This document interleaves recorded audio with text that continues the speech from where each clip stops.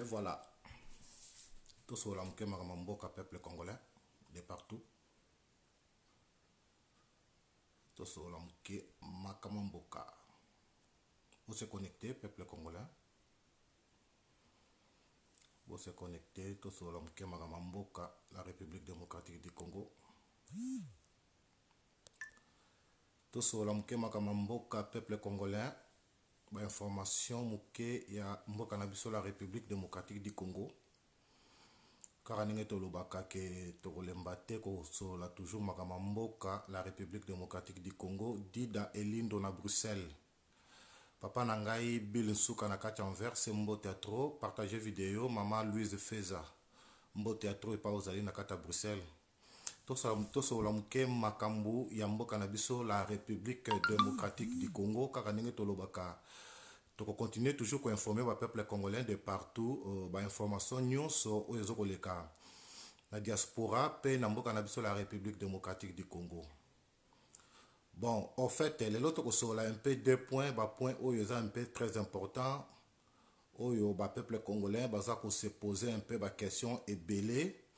Donc sur la point où il y a nommé ministre gouvernement na biso ya Congo jusqu'aujourd'hui et obimate. Président Nabiso Azokene déjà bientôt dans 3 semaines. Depuis Oyo a Bimaki président, depuis Oazalaki nommé na Kabila comme président de la République démocratique du Congo. Parce que ce que nous avons nommé, Ezangaïte Munazokoloba Yango, Ezali Kabouya secrétaire général. Donc, vice-secrétaire général, je crois si je ne me trompe pas, il y a IDPS, ça c'est la vidéo, il y a Moko Lobaki Yango ke Kabila, Atali à gauche, Atali droite, Banani Oba Bundi, combat Makasi longtemps pendant 38 ans, à Monique Ezali, IDPS, Yango Aponaki ke IDPS est remplacé Bango.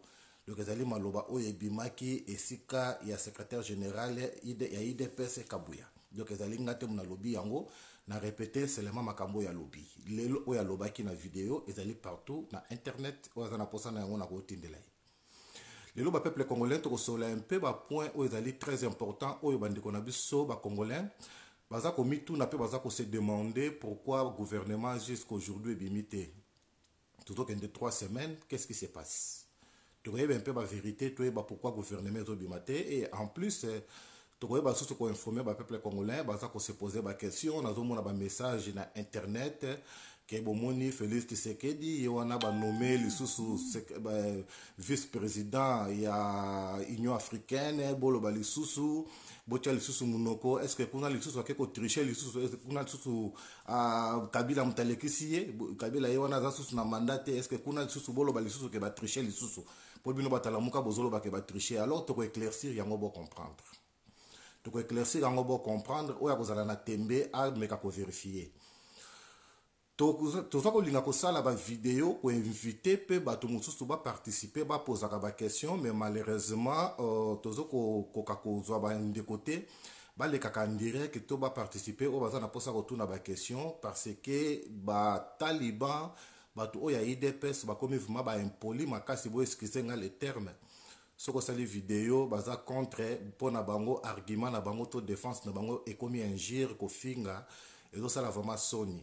Donc kofinga ezali arme aba faible pe kofinga est à la éducation. Ce qui oza muto okola mabe boyebi ke réseaux sociaux et ko sangisa biso et belé bato bazalaki batapusu na ba licencié na ba docteur na ba chauffeur na ba mécanicien et sangisi biso mutakosenga yo ami oyebi te soka zali nani tanto za mutaliboma oendimie parce que biso bato sala ka ba vidéo to to lobela ka makamboka to ndimaka mutu nyonso oya kosenga biso ba ami tout simplement parce que oza na posa que oza homme public oza na posa mutu alanda yo na vidéo yango to ndimaka ba tutu même kutu basi na biso na ndako ba silikaka balobi pona ni yo zo ndima mutu nyonso na réseaux sociaux mais to essayer à faire comprendre de bango que soki tozo yamba mutu nyonso c'est tout simplement parce que toza ba en public toza bato tozo ko informer bato donc il faut to ndima mutu nyonso oya ko linga a sepela kana ba vidéo na biso to na ba message na biso po yo kaka biso alanda kabiso mais bo pesi biso maintenant musala bino ba taliban to bloquer kabino chaque fois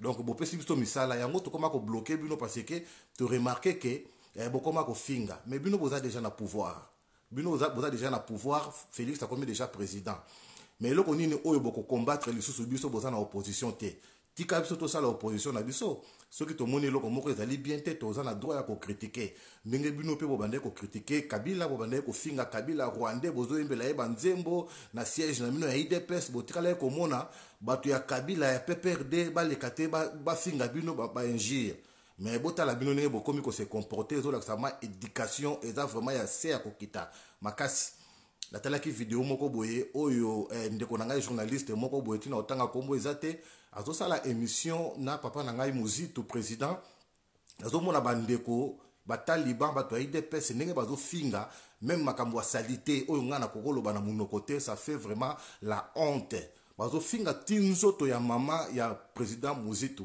moi na répété yango awa na internet ezali te bozo comprendre eloko na lingi naloba bazofinga vraiment nzoto ya mama na ye ezolakisa vraiment éducation ke eza vraiment raté ezolakisa vraiment bato oyo baza vraiment ya kokola te Claude Chomongo epai ozali na peso mbote mais lelo tokosolola un peu bapoint oyo ezali très important oyo ezolakisa pourquoi gouvernement na biso bapeuple congolais bazokose poser baquestion jusqu'aujourd'hui gouvernement ezokobima te mpo na nini nakanisi bapeuple congolais boyebi yango bien ete parti oyo ya idps to cash ezali parti moko oyo eza na badepute ebele te na kati ya parlement alors na constitution na biso ya mboka na biso elakisi biso ete bato oyo bazali majorité na kati ya parlement donc bango wana nde premier ministre abimaka wana mais totali bien ke na pays na biso constitution na biso cash ezali minorité eza na baparlementaire mingi te moyen premier ministre abima wana ezali te Kabila asalaki je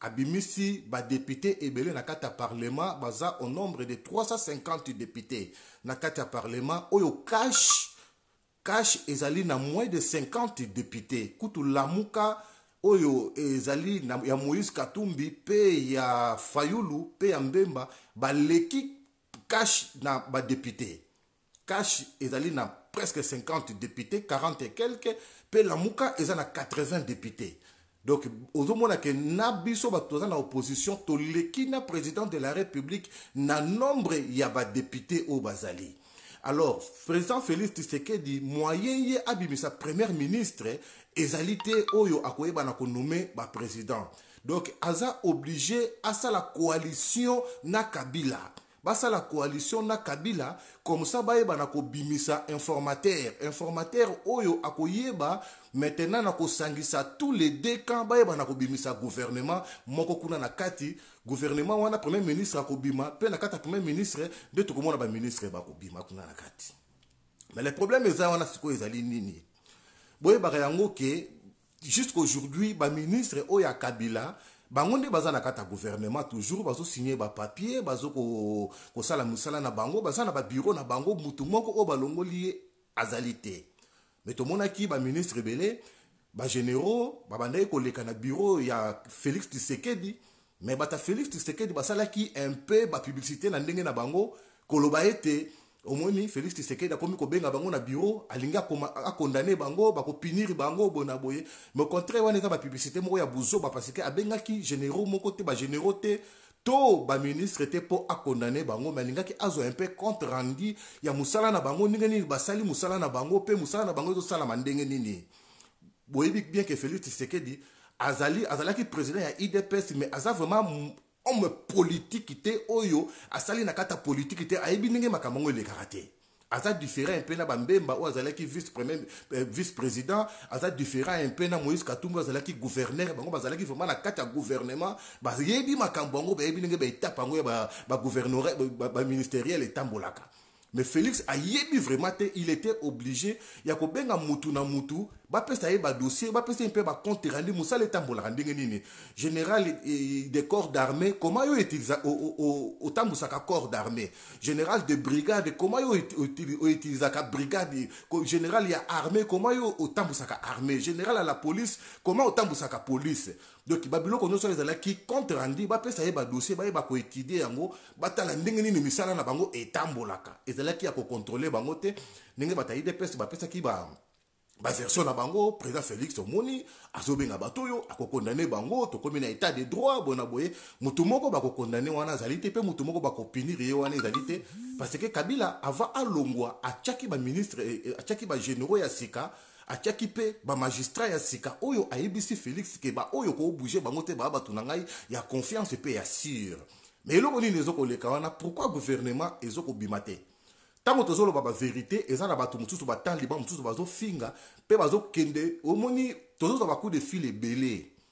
Lokola nga nazolala te nazoba coup de fil ebele o bakomi kutu koze kobenga ba membre ya famille na nga, bakomi kutu koze kobenga meme ba membre ya église na ngai esika tosambelaka bo pekisa Séraphin azokoloba mingi makamba ba nini ya politique to continuer toujours koloba.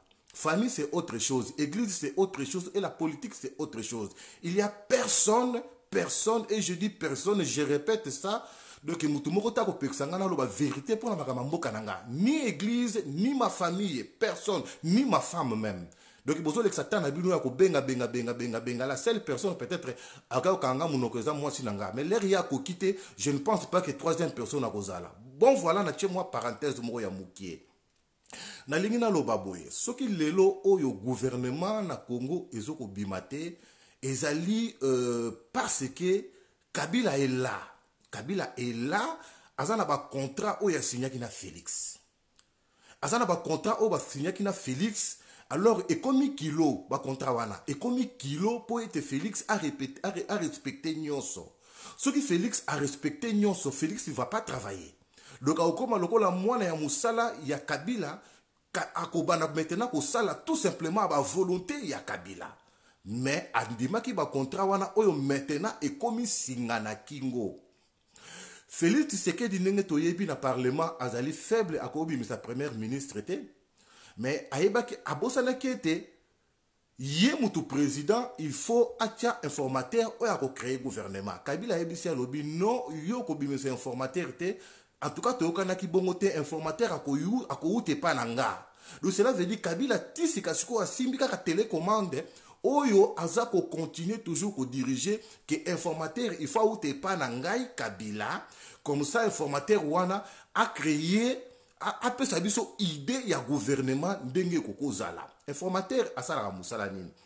Informateur akoyeba ko vandisa deux partis oyo basali coalition. Cela veut dire cash IDPS na FCC ayebi kosala coalition kosangisa bango mibale ndenge bino bozana politique, ndenge bino bozali na majorité na kata parlement. Alors bosala coalition bosangana toyeba na kobimisa premier ministre akozala FCC, ministre de défense azala boye, ministre affaires étrangères azala boye, asali liste wana ake ko proposer yango na chef de l'état a étudié yango a signé avec trois noms, il y a premier ministre ou a présenté yango eska ya chef de l'état. Mais, normalement, c'est le président de la République démocratique du Congo, Félix Yemutafabi, mais un informateur, wana amemelaye Combo, il y a 3 premiers ministres, na liste oyo a proposé à peu près ya ba ministre oyo bakobima. Kabila ayebi que Félix Tshisekedi souka bimisi informateur, yé a ko bloqué parce que informateur a kozala peut-être ya cash. Alors, à komemelaye, bakombo ya ba premier ministre, oyo Félix eko sepelisa ye, bakombo ya ba ministre, oyo eko sepelisa ye, côté wana eko kale côté Kabila. Kabila lobi non informateur, il faut outé pananga. Na pesa yo yango. Mais côté informateur, a outa kesika ya président de la République. Akoko outa, ce que est un pays, est un royaume, akoko outé pas ya roi. Mais Kabila lingi informateur aouté pas na yé moutoza sous na mandaté yé mouta komi citoyen simple à part kaka grade na yé obati qui wana fonction na yé sénateur à vie, mais alingi informateur aouté pas na yé ce que informateur aouté pas ya Kabila, cela veut dire Kabila kopé ça 3 noms ya ba premier ministre oyo yé alingi. Mais ce ka aouté pas ya Félix 3 noms, bien sûr, écoutez na FCC, mais écoutez tout oyo Félix quand même a travailler na bango facilement. Pe na liste ya ba ministre, écoutez la liste oyo batu oyo Félix quand même a koyeba na ko juger bien. Côté wana ezali un peu au pesimboa mboa boy oyo baza koyoka na te bazo bunda tisika sikoyo kombo ya informateur. Il paraîtrait que kombo ya informateur ekobima lundi. Est-ce que Kobima ezali mutu oya kouta na FCC to mutu akouta epai ya cash jusque là batiraima ezali oyo baza koyoka na te oyo baza ko bendana et comme un peu opesimbo mboa boyi parce que awelaki un peu vite ya kondima ba accord ya yena Kabila, mais ba piège ekomi un peu ebele oyo ekomi un peu lourd pour na Félix azokoka lisusu kobimate na ba piège wana ekomi un peu ebele. Kabila ayebisi ye ke ndenge nga na bimi na pouvoir, j'ai laissé mes généraux que okoki ko toucher bango te, okoki ko changer bango te. Mais au contraire, président de la République aza chef suprême ya armée, aza na droit ya ko supprimer ba généraux ba officiers supérieurs pe ya kotina bango susu na formation pona koyeba ko changer bango mentalité parce que bazali bato bautaki na gouvernement mususu boyebi Kabila le père l'air akotaki alekaki ko atindaki ba généraux nyonso na ba colonel nyonso na front lisusu bakesa la formation militaire pona kolongola bango esprit ya mobutisme o bazalaki. Mais Kabila lobi ba généraux oyo baza oyo nga na tiki oyo nga na nommé na ba magistrat okoko changer bango te baza batu na ngai ya confiance. Alors, baza batu ya Kabila ya confiance, mais baza batu ya Félix ya confiance te. Côté tozo mona ke ezo koma pe kilo côté ya président Félix Tshisekedi. Yango tolobaka ke soko lié biloko mboa, il faut la mbangu ya kokima parce que soko kimite baka ke bouledoka ko lando pa oso minu na lokolo. Donc eza na ba piège oyo Kabila tiki ebele. Et akoki pe ko supprimer ba Félix akoki pe kolongola ba généraux wana mbala moko boyete parce que il faut toyeba yango ke ba généraux wana bango mutu ba dirigeaka armée bango mutu ba simbi bana mura bango mutu ba simbi la police l'air ba ko banda kolongola bango boyeto ko kolongola bango risque ezali pe ba généraux wana ba pesa ordre ke ba na ko neutraliser Félix côté wana pe Félix azana moi posa azana moi ko banga mukie. Tomoni ndenge Kabila makambo asala ki semaine passée nakanisi bino sobolanda kango na réseaux sociaux un président de la République jusqu'aujourd'hui azana nous na ndaku oyo akoko fanda te parce que tozana ndaku moko oyo ba président ce qui ezandaku ya l'état ndaku ya l'état oyo batika ngo na famille Mobutu que ce qui président akoti asika Kabila fanda ki wana ndenge alongwe normalement Félix il faut aya ko fanda wana mais Félix alingite excusez-moi, Kabila alingite ache Félix na Kanchachi o esika za kufanda wana entouré par des soldats ya bana mura baza ko kengela ye wana na kachaka nde esika oyo Félix aza kufanda. Tout ça ça nous fait mal tozo mona ke Kabila aza toujours ko simba télécommande pona koyeba ko diriger Félix Tshisekedi na ba contrat oyo so basala ki tozo mona maintenant zo mamuke muke. Félix Tshisekedi autaki na Angola, biso soto yebi yango akendaki na Angola, pe akei lisusu na Addis Abeba, mais ba voyage nyonso azoko sala wana, tozomona ke azokende na jet privé. Mais toyebi bien ke na mboka na biso la République démocratique du Congo, tozana ba avion mibale oyo bakoma la République démocratique du Congo. Ba avion wana ezalaka ba avion moko réservé tout simplement pour na ba président de la République. Mais Kabila aboya lobi ba avion oyo nakopesa oyo yango te etikali ya ngai pona kendaka nango pe ba voyage na ngai to ba mission na ngai de service. Donc l'air Félix vendredi azalaki na Angola, vendredi ou jeudi si je me trompe pas, l'air azalaki na Angola et un jour après Kabila a eu avion à na Chine, avion ya République présidentielle avion bakoma la République démocratique du Congo. Quelle humiliation! C'est tout simplement parce qu'il y a des pactes. Il y a des pactes. Oyo, Félix a osé la bloquer moyen le besate. Soka Mikiko Loba, Bakoyose Balobi ferme ta bouche, il y a des contrats. Parce que le président Oyo a sa longwe, a sa lisusu na monopole te, a sa lisusu na liloba te. Mais comment koko garder ba symbole ya l'État? Comment koko garder ba héritage ya l'État? Comment koko garder ba avion ya l'État? Comment qu'on garder bandaku ya l'État? Mais gouvernement est parvenir que l'OL Félix jet privé à français yango nde voyage ki na yango akene na yango ba voyage diplomatique mais avion oyo ya président avion oyo ya présidence excusez-moi Kabila zu yango akei voyage na ye na Chine et pas ya ba chinois ba yambiye na tapis rouge na avion bakomi la République démocratique du Congo. Bandeko biloko nyonso wana tolobate ça nous fait mal. Mais tozo senga na nzambe vraiment abattre la mboka na biso parce que jusque là mboka na biso vraiment ezana pasi. Toyebite gouvernement oyo ko bima. Est-ce que kozala ndenge nini? alors guerre mosusu eza kopela maintenant eza nini. IDPS ezali parti oyo eza reconnu officiellement kati na République démocratique du Congo pe na monde. Là on peut pas nier, on accepte. Mais Kabila asalaki G amoni ke ndenge Shadari bakolinga yete tikana créer ba groupe mike na kotisa yango na sala yango ensemble ya FCC.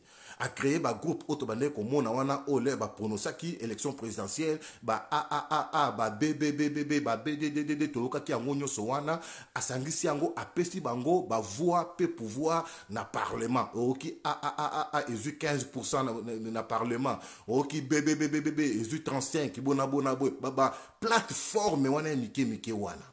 Mais maintenant, tiraillement peut et comme il est côté cash peut côté côté FCC cash et comme kolobanini non bino boza parti politique était boza ba regroupement moko ya mike bo sangana ki kaka bo sali FCC normalement to ko considérer ba député na bino nombre wana te boza na pouvoir te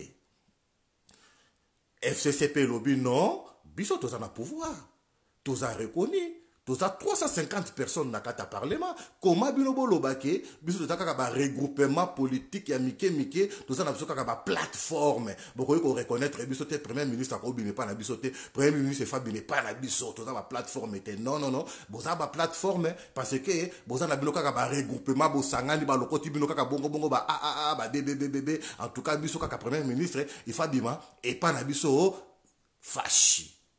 Mais maintenant la mouka ce qui va lobby que kuna ce qui va lobby que na FCC et ça va plateforme premier ministre Arubima Kunate, cela veut dire bateau bazali deuxième majorité na kata parlement ezali la mouka parce que la mouka za na 80 députés fashi za na 40 bozo mona siko côté oyo bozo mona fashi azako sala abenga la mouka alobi que venez mes frères, on va travailler ensemble. Pourquoi Azana Posa, il y a force à la mouka. Bola nanga malam. Azana force à la mouka.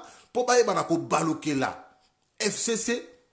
Balobake non, FCC bino boza plateforme.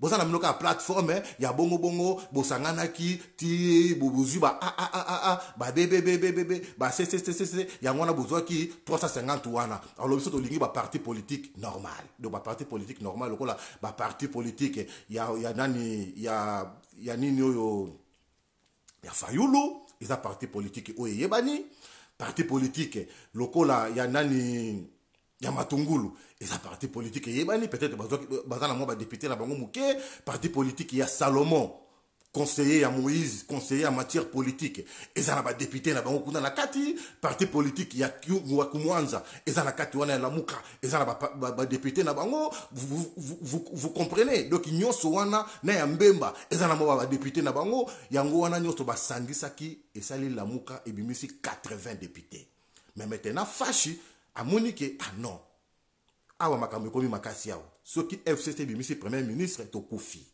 c'est mieux ata ce qui ba lobby majorité parlementaire donc ndenge ngana za na 40 la muka za na 80 ce qui to sangani na la muka premier ministre akoko bimata na la muka akoko bimata na la muka bango kuna quand même moi ba relation eza par rapport ya bato bozo mona maintenant yango wana pourquoi premier ministre azo bimate eza guerre la muka pe lobby non biso toko yate nengo bandaki yango okosilisa yango mama na likambo metene ezali wana biso la muka to yate biso la muka to yate to stoboyi to lobi to yate ndenga bandaki yango asilisa yango yemoko na bato na ya FCC wana ezalaki na baki na loba vérité un peu bon comprendre pourquoi gouvernement est bimité.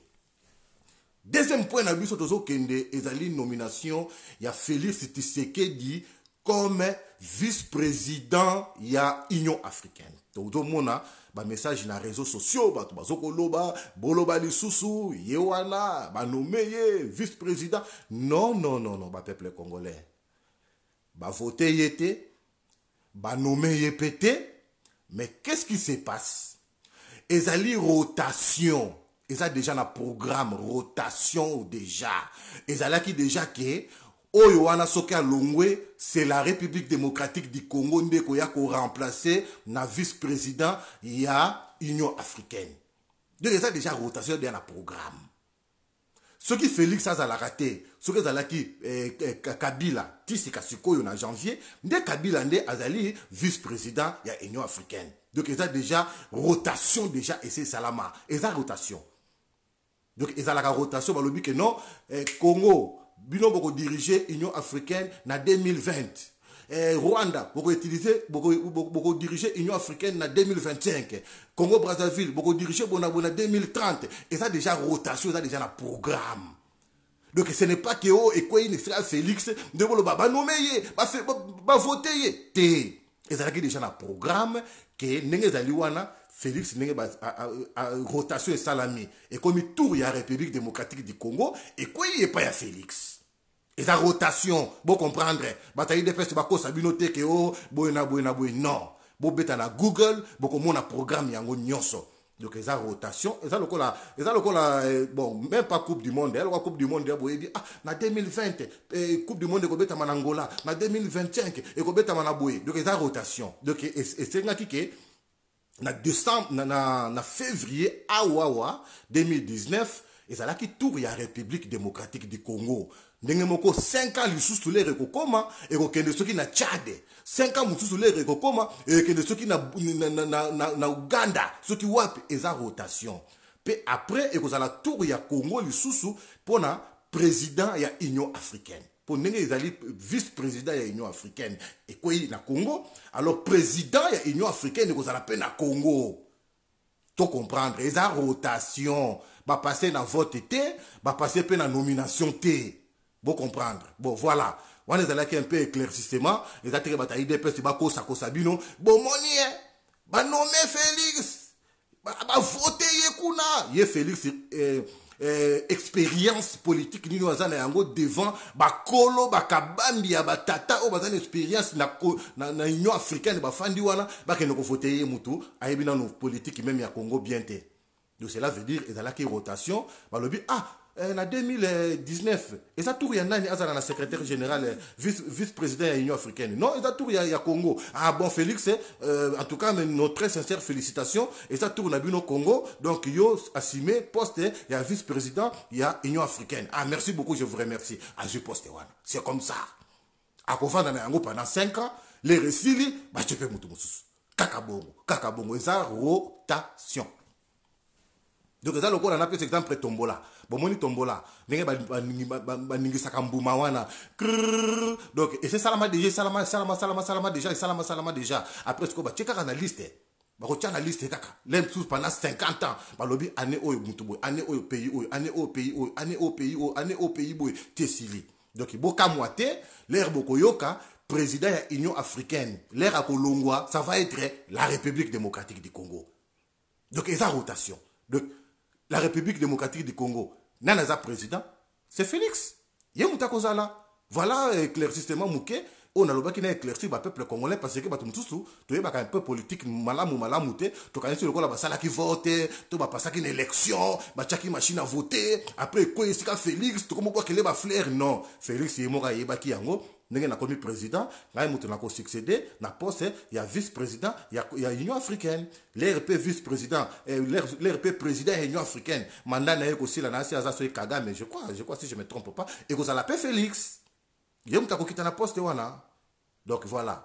Un peu éclaircissement dans le peuple congolais bando landa mbote na ba onyo so ba kotaki bazala ki un peu connecté to ba ki un peu éclaircir des points wana nza ba pambola ba onyo so ba koti bazali connecté to tikali toujours na vision ya la muka to soutenir toujours Martin Fayulu ndenge to lobaki to kokota na gouvernement o ya fachité to yebiango ba continuer so pe baza ko loba yango.